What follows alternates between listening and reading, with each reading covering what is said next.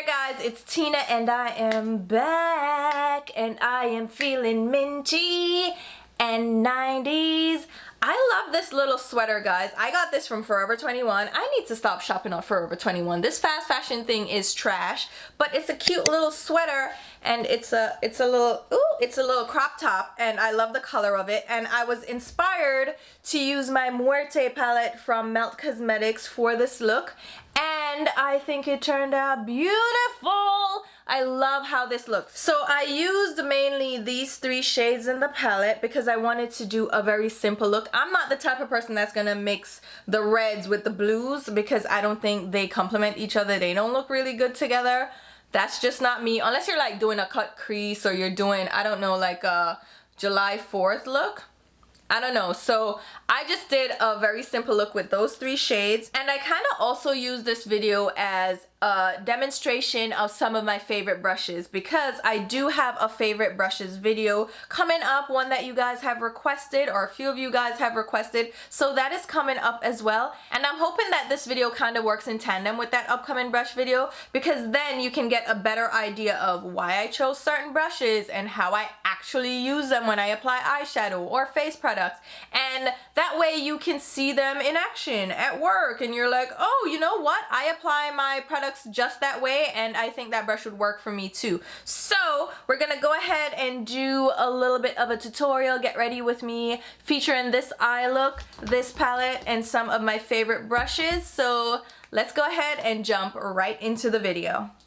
Alright guys, so as usual we're starting off with a clean, freshly washed, okay, I need to stop. We're starting off with a clean, freshly washed face, right? So I already filled in my brows and everything and I applied my eyeshadow primer, which is my anti-aging primer potion from Urban Decay. And I also applied some concealer on my lids and under my brows. I used a tried and true longtime favorite. This is the Urban Decay Naked Skin Concealer.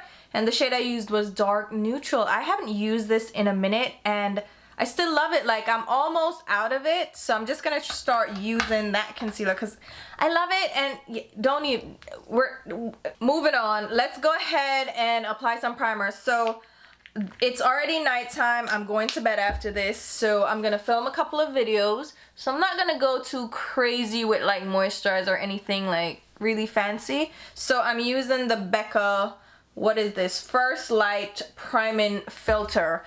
I am going through my products guys and I'm using them as I see fit, and today we're gonna try this out. I haven't really used this primer at all and I want to see if it is something that I actually like. Okay, it really does add this glow to my skin and it has that purple hue to it. Can you guys see that? My under eyes are a little bit dry. Do you see that? It does give this glow to the skin. Okay. We're gonna see how that looks under foundation and all that. But let's go ahead, zoom in. Today I am using one of the Melt palettes. So we're using the Muerte palette, which has the blues and greens and reds. And I love how this is divided. You have the greeny teals right here in a trio. Then you have this trio of blues and a gray. Then you have the reds, and then you have this little shimmery champagne thing. So you can create looks using the trios or you can try to mix them. The thing about it is I kind of do not like the looks that people have been creating where they're mixing the blues with the red or they're mixing the greens with the reds. I just feel like it looks muddy. It doesn't look great. I don't like it at all. So we're gonna stick to one color family. So I think I'm gonna do these 4 right here. I'm not gonna go too crazy or anything, and I'm gonna grab a couple of singles from my collection from Melt so we can keep it with the same brand. So they have this Blurr eyeshadow, which was kind of a cult favorite eraser shade. A lot of people got this eyeshadow to use as a blend and transition shade in their crease, and they would also use it as like an eraser shade. So if you blended too high up with a color, you could use Blurr to just buff it out and clean it up. and it works great for that purpose. So I'm just gonna use this as my blend-in transition shade in the crease. So it's gonna set down the concealer a little bit so it's not too moist, and it will give our eyeshadow something to blend against. And I am using my Detail Pro brush from Sonia G because I love it.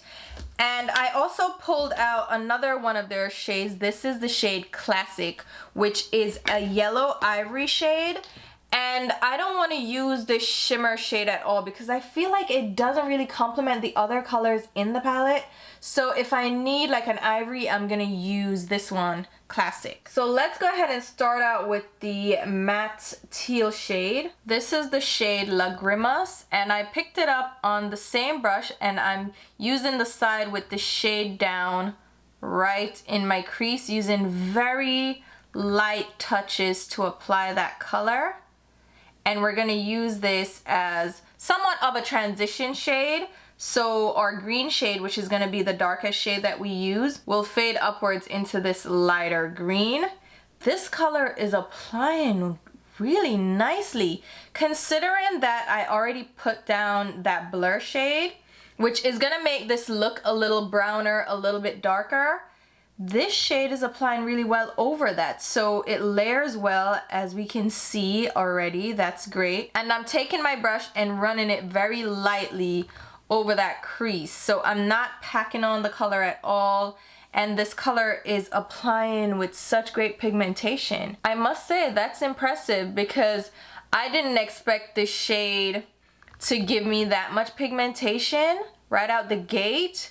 And look, oh my god, that's so great. So let's just do the same on this eye as we did on this eye and make sure that we have that nice gradient. Isn't that beautiful? Now that we have that down, let's go into the deep dark teal. I'm going to use a smaller, tighter packed blending brush from Eddie Funkhouser and apply that on the outer V. So I'm applying that color lower down onto the lid space and the outer V, not going as high into the brow bone and crease area, and using very light kind of circular buffing motions to pack that on while maintaining the blend. Like, I don't want to pull it all the way up. And you can use these very small circular motions to do exactly that. So deposit the color and blend it out a little bit. That's coming off a little bit patchy, so we're gonna build that up. But right now I'm focused on the blend, so I'm not worrying about that too much. The thing about matte colors, and especially matte bold colors like this, they can give you that patchy effect in when you start blending them too much. So just worry about the blend first and then go back in and press the color on, so you can cover up the patchiness and get that color payoff, but still you will have the fade because you already blended and you don't have to worry about that as much. And I'll go back in with the Detail Pro brush again from Sonia G and go around the edge of the color. So I'm making sure that I still get that blend while getting the color payoff. So you see where we have a little bit of patchiness there? Go in and tap the color on with the smaller brush and pick up as you need and pack the color right where you need it. So it's gonna cover up the patchiness and you still have a little bit of a blend there. Now you see there's somewhat of a harsh line right here, so what I'm gonna do is just blend with a smaller brush. This is the Blender Pro from Sonia G. It's a smaller, tighter, more tapered blending brush, and this way I can just blend the edge of the color rather than all the color and get the patchiness that we had before. So now I'm focusing my blend on the edge of the dark shade to blend out the line. So you see, now we have a nice faded line. So what I find is that I need to work with different brushes and different techniques to get the blend perfect and get the color payoff that I need. And I think that takes practice and patience and using different kinds of brushes with different types of hair. So this brush, for instance, has goat hair, but it's a special goat hair. It's the Saihoko brush hair from Japan. So it's very soft, but it has texture to it, so it blends out color really well without being harsh on the eyes. So you'll find the hair type that's used for natural hair brushes will affect how the brush actually performs, and these perform really well. So color, nice, set, we're good. Let's go ahead and pop on the lid shade, and I'm going to use the shimmery teal, or like, would you call this a turquoise? And here's another bristle type that you may be interested in, especially with shimmer shades. It's a synthetic bristle. This is a Rite Aid eyeshadow brush. It's from the Renewal brush line. I don't know if they still have this brush, but I love the shape of it because it's an eyeshadow brush, but it has synthetic bristles. So that means I can use it with cream products without being worried about hair shedding or breaking off. I can also use it with really dense shimmer formulas and it will grab it. But with synthetic hairs, you have to make sure that there's some texture to it, so it has a little roughness to it to grab product, because if it's too shiny and too sleek, it will just glide over your eyeshadows, especially shimmery shadows, and create a hard pan, and then it becomes difficult to pick up the actual eyeshadow on the brush after that. So brushes are so nuanced. Like, you have to know what you're going for, what purpose you're using the brush for, what different products you're gonna use for the application. Now, I dampened the brush a little bit with my Smashbox primer water, and this is another reason I like to use synthetic brushes for shimmer shadows, because I can dampen this without breaking the bristles again of a natural hair brush, because natural hair brushes, they need a little bit more care. You need to handle them a little bit more gently than you would a synthetic brush. So a synthetic brush you can use with cream products, you can use with heavy products, you can use them damp, and it won't affect the bristles as much. With a natural hair bristle, especially if it's one of those like really soft bristles, like the ones from Sonia G, or like the ones from Wayne Goss, or like a squirrel hair brush, they can get very finicky and they can break off if you use them with cream products or like heavy products, because they're so gentle, they're natural hair. So water is gonna affect them. Think about your hair, your natural hair. When you wet it and you detangle it, it's more likely to break in that case if you don't have like a conditioner on it, because it's gonna get brittle when it's damp. So think about the same thing with your natural hair brushes. So I applied that all over the lid. I dampened my brush, like I said, to get a little bit more color payoff, because this color doesn't really pick up well on its own. I don't know why, but we have that. And then I'll go back in with the dark teal shade again on my Eddie Funkhouser brush and just apply that to the edge of that color, because we kind of layered it over the dark outer V, and we're gonna just blend the two shades together now so there's a seamless transition. With shimmer shades, they can kind of take over and create a harsh line, especially when you use them damp. So you wanna make sure that you bring back that matte color into play and blend it in with the shimmer. I think that looks gorgeous. Okay, here's where the classic matte ivory shade comes into play. So you can use any matte ivory you have in your collection. I'm using another Sonia G brush. This is from her original line with the thicker handles. I really don't like how these brushes feel in the hands. It's just too thick. The handles are not comfortable to hold. It's workable, like I make it happen, but I would rather the more tapered design of her Pro series. You see the handles are a little bit different. I'm kind of almost giving you guys a brush rundown in this video, aren't I? Those are things that you have to consider with your brushes.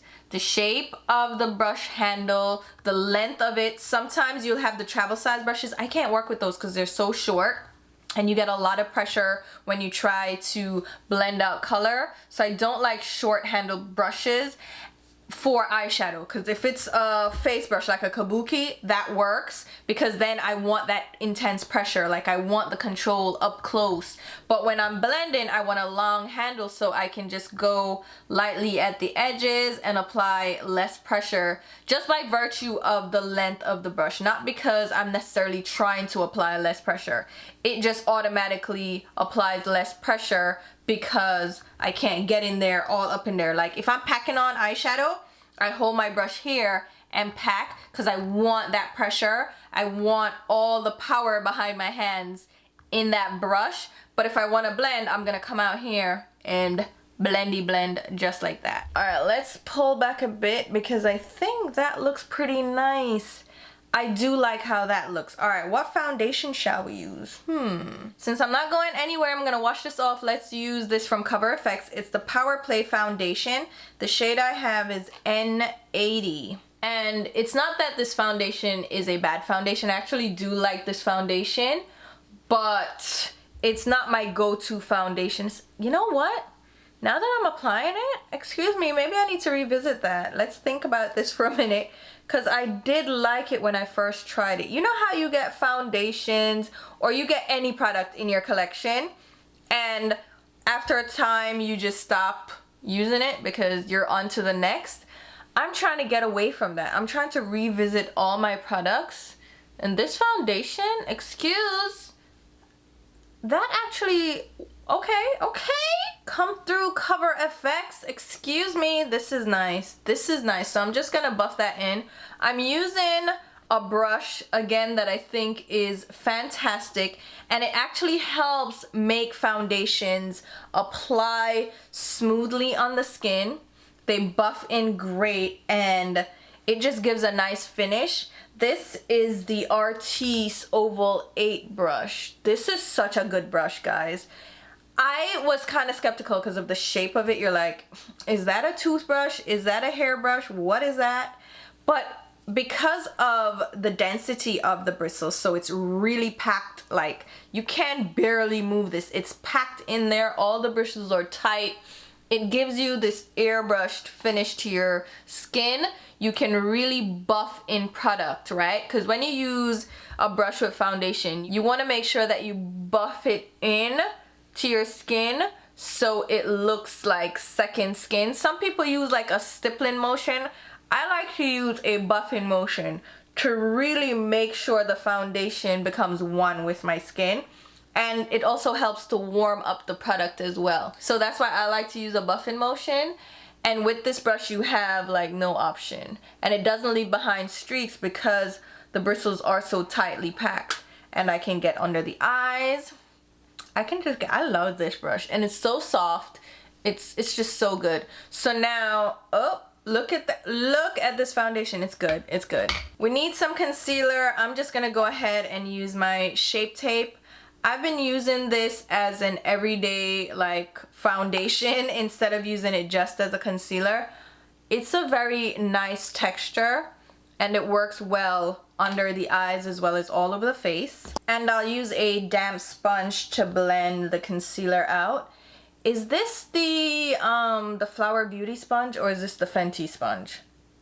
I forget. Oops. Okay, I just confirmed this is the Flower Beauty sponge. Oh my god, I forgot how good this sponge is. It's so springy, it's very soft. It's very reminiscent of the Beauty Blender, but it has a different shape because it has this, can you even see this flat edge? And it's not as pointed, but sometimes you need a sponge that's pointed to get right up into that eye socket. This is the actual Beauty Blender, but it's a dry one right now, but that's fine too because you can still use these dry or damp. It's not a big deal. And I think that looks pretty good. Let's highlight under the brow. I'm gonna use the same classic shade since we already have it out and it works as a highlight as well. And we're using a MAC 252 brush. This works great under the brows. It's a broader style brush, but it's flat. This is synthetic hair. It gets right up under the brow and I can use it if I lay it on the side to just blend out the edge of the brow bone shade as well. So it kind of buffs it down. And then to set the concealer under my eyes, I'm using the Urban Decay Ultimate Brush Off Powder in the shade Medium. This is actually a Suku eyeshadow brush. Oh my god, Suku was one of the most coveted brush collections that I had to get my hands on. So when I went to Japan, I actually went in store to pick these up and they're pricey. Like I believe this was like $80 USD just for this brush and I'm like, that is crazy. but Lisa Eldridge loves this brush. She's like, oh, it's like a little bit of a kitten paw. It's so soft. But now that I am using it a couple of years later, I'm like, this don't feel that soft. It does not feel that soft anymore. This is actually an eyeshadow brush. This is the large eyeshadow brush. So really it has to have some texture to it to help with blending of the eyeshadow. So it, just because it's a little bit scratchy on my face doesn't mean, you know, but for the price and the way Lisa went on, I was like, oh, this is for sure so. No, it's not. That hurt a little bit. That was a little scratchy. I don't like that. Should we kick it old school and use my Urban Decay, what is this called again? The Naked Skin Ultra Definition Powder Foundation in the shade Medium Dark Golden. Okay, this is my Smashbox Kabuki brush. I love this brush and I love this powder. So Urban Decay is actually coming out with a new powder to go with their new foundation. So they released their Stay Naked line with the foundation and the concealer, and now they're adding the powder to it, and I can't wait to get it. I think they're sending it to me. They said they were, so we'll see if I get that line. But I love the Naked Skin powder, so I'm hoping that they're matching that same energy, because I don't want them to come out here with some just whatever kind of powder. I love the foundation. I didn't like the previous foundation, the Naked Skin, because I couldn't find my shade, and I didn't like the finish it gave, but I love the Stay Naked one. Alright, let's go ahead and finish up the eyes on the lower lash line. Let's go in with this blue. I love this matte blue here. I am using a 773 Shade-In Blender brush. This is from Bdellium Tools. And I picked up the color just on the tip of this brush. And I'm going along the lower lash line. I'm gonna keep this pretty light. I'm not even going crazy with this at all. Just giving it a little bit of a smoke out. I don't want to close off my eye too much. So I'm just using this on the outer lower lash line. And again, we're not building this color up because I don't want too much intensity. And I just got blue eyeshadow over here. Where'd that come from? Somebody trying to sabotage me, and it's sticking. Like, what the hell? Get off. Alright, so mascara, Too Faced Better Than Sex, and then my MAC Extended Play Giga Black Lash Mascara on the lower lashes. And then we're gonna go in with some false eyelashes as well.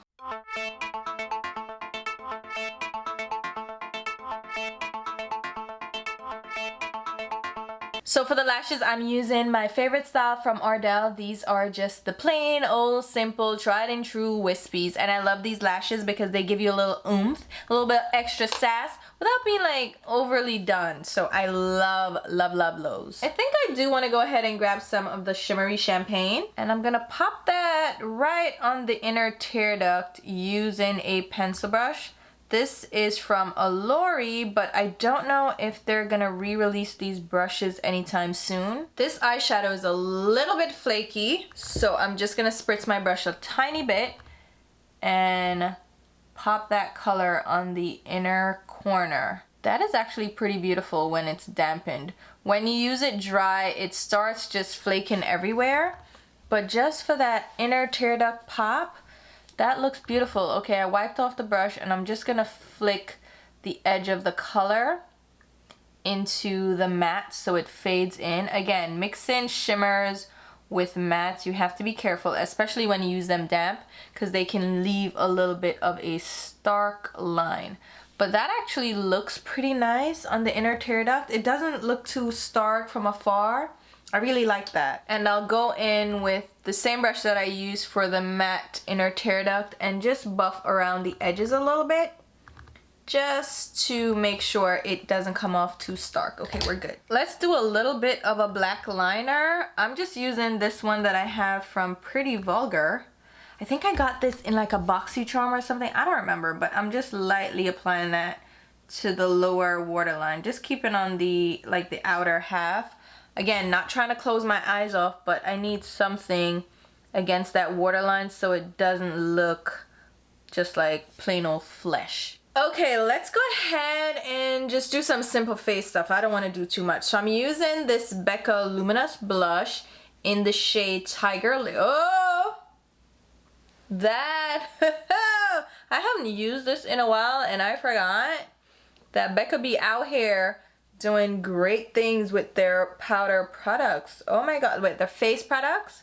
So I'm just applying, this is a shimmery blush and it has a little bit of a orangey peach tone to it, but on my skin tone it's not gonna be too intensely colored because it's the color itself, the pigment to the color is not really intense, but there's this gold sheen to it.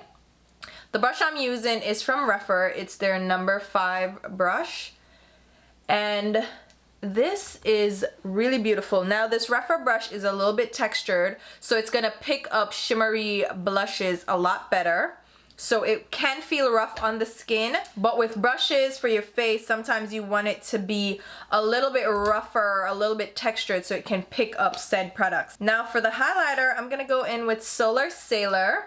This is from Kaleidos Cosmetics. And I'm gonna use another one of my Alori brushes. I really need Alori to come back out with their brushes because this brush especially, this is the diffuser brush. This is the extra long one, so it has a handle that goes all the way out here. The normal one is that short. So this long one gives me even more length to go all the way out here and blend from a distance. From a distance. Do y'all remember that song? I am really old school there, but you just go out here, not like out here in these streets, but like it gives you that really light hand to blend out the color. And again, this has a little texture to it, so it blends and buffs product really well. After feeling this versus the Rephr brush, this feels a lot scratchier and this still buffs out, so it has the texture to buff, but this is scratchy and they charge a lot for these brushes. I kind of want to talk about Rephr as a brand and what I think about them. They sent me these brushes.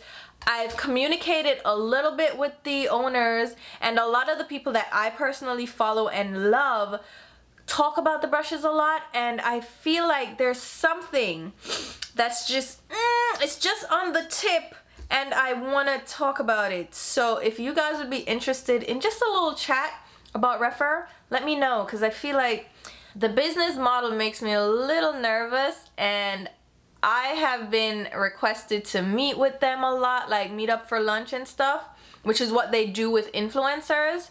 They kind of meet up with them, get their feedback, give them brushes and stuff. It just makes me so nervous to meet them. Like, I've never had a brand try so hard to meet up with me. And I guess because I didn't meet up with them, I haven't gotten other brushes to try out. And that's fine by me, because I am not the one that's going to push their brushes and be like, these are the best things, you should definitely get them.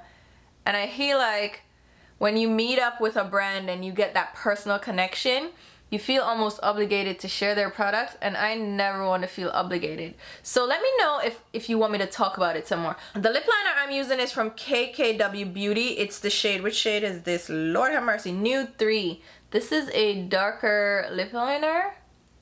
Y'all, not for nothing, these lip liners are actually pretty good. Somebody's probably gonna be in the comments like, oh my god, I can't believe you're supporting KKW Beauty. Here we are, it is what it is. So now I'm going in with this liquid lipstick. Is it a liquid lipstick? It's from Bobbi Brown. It's the Luxe Liquid Lip High Shine Brilliance Intense. It's the shade Barely Nude 2. I'm thinking this is a cross between like a liquid lipstick and a gloss. And I got this color. As you can see why I put the lip liner down. This is a color, and it's pigmented as all get out. So this is gonna give me like a 90s lip. You could tell me nothing about the 90s. You can't tell me a damn thing. I need a lip brush, child, because this is This lip brush is from Scott Barnes. It's the number 60 brush, and I'm just gonna use it to help blend that color in with the lip liner and give somewhat of an ombre look. And a lip brush is really helpful when you wanna do ombre lips such as these, or you wanna get a really defined line to your lips. So I love having a lip brush handy, and the Scott Barnes one is actually pretty good. So now I have this 90s throwback. You can't tell me this is not Aaliyah. Isn't this an Aaliyah lip? Stop. And I want to go in with some gloss. So I'm using one of the Pat McGrath glosses. This one is in the shade Faux Real. And Alicia from Kinky Sweat was the one that spoke about this gloss that made me get it a few months back. When did I get this? Was it last year or this year? I forget when I got this, but she's the one that mentioned this specific shade. She loved it, and I was like, all right. So here we go. I think this is great. What do you guys think? So here you have it. This is the final look, and I love it. Look at the eyes. The eyes are really pretty. Even that inner tear duct highlight really worked out well. And the cheeks also look fun. Nothing crazy. And then the lips. What? You can't tell me nothing, okay? I am killing it right now with the 90s feel. So here you have it. This is the completed look. And I must say I enjoyed using this palette. I got this really pretty look that I really like, and I didn't have to mix in like the red and stuff. It's okay to like stick to just a simple color story and use like 3 or 4 of the shades. It's fine. And I think this came together really nicely. What do you guys think? You let me know what you think. And the eyeshadows performed just as I expected. I do really like the Melt eyeshadow formula, and I think they've stepped up the quality of their palette. So before, it was all about the stacks. This is what people raved about. They said their formulation in the stacks was really good, and I do agree with that. But their first couple of palettes were not the best. Like the formulation, they started crumbling, they were breaking apart, all kinds of things. But since they've gone along and started doing more palettes in this kind of format, in this layout, like the traditional eyeshadow palette layout, they've really improved the formulation. So they're more sturdy in these palettes versus in the stacks. Because in the stacks, the eyeshadows held up great. But once they put them in the palette form, it's like they weren't holding up. Now that I feel like they've mastered it a little bit, their shimmers are still not my favorite. I love their mattes. But their shimmers, I feel like I still have to use them damp to get them not to be as flaky or like powdery. It's not powdery, it's more like loose, so they don't stick together and stick on the eyelids as well as I would like. So I do use them damp or use a sticky base with them, and they perform pretty well. So I really like this, and everything else I really like. So let me know what you guys think. As usual, I'm gonna leave a full list of all the products mentioned and used in this video down below in the description box, along with links on where you can pick them up. And as I mentioned before, I am doing a brush roundup video, like my favorite brushes, all the uses, and I wanted this video to kind of share some of those favorite brushes so you could see them in action, and so when I mention them in that favorites video, they'll make sense. But I hope this video gave you some insight on how I select my brushes based on the shape that they have, the handles, the bristle type, and how I would use them in like everyday makeup routines. So hopefully that was good for you guys. Again, stay tuned for the upcoming video, and I will also leave links to my Instagram, Twitter, and Snapchat where you should be following me along. We have fun over there, we have a good time, and until my next video, which will be very soon, I'll talk to you. Bye guys.